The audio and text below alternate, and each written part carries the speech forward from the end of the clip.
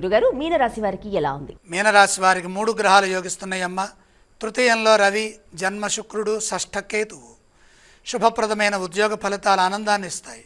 ఉద్యోగంలో స్థిరత్వం ఉంటుంది. గతం కంటే మేలైన ఫలితాలు సాధిస్తారు. మీ ధర్మం మిమ్మల్ని సదా ముందుకు నడిపిస్తుంది. మీ కృషిని నలుగురు గుర్తిస్తారు. ప్రశంసలుంటాయి. తోటివారి నుండి ప్రోత్సాహం లభిస్తుంది. ధర్మబద్ధంగా ఆలోచించే లక్ష్యాలను పూర్తి చేయండి. నిరంతర సాధన శక్తినిస్తుంది. ఆర్థిక అంశాలు బ్రహ్మాండంగా ఉంటాయి.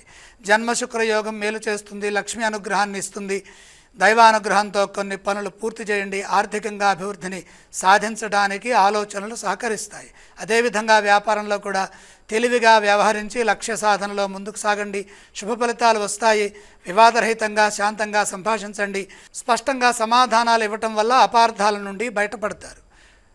సాధ్యాసాధ్యాలను ముందుగానే అంచనా వేయటం ద్వారా, కాలానుగుణంగా వ్యవహరించడం ద్వారా మేలు చేకూరుతుంది. శుభవార్తలు ఆనందాన్ని ఇస్తాయి. మీనరాశి వారు ఏ స్తోత్రాలను పఠిస్తే బాగుంటుంది? మీనరాశి వారికి లక్ష్మీ కటాక్షం చక్కగా ఉన్నది. దుర్గా ధ్యానం చేస్తే మేలు జరుగుతుంది. వారు ఏ ఆలయాన్ని సందర్శించాలంటారు? దుర్గామ్మవారిని దర్శించడం మంచిది. వారు ఎటువంటి దానాలు చేయాలి గురుగారు? ద్వాదశంలో రాహుదోషం ఉన్నది. రాహు ప్రీతిగా కొద్దిగా మినుములు దానంగా సమర్పించండి.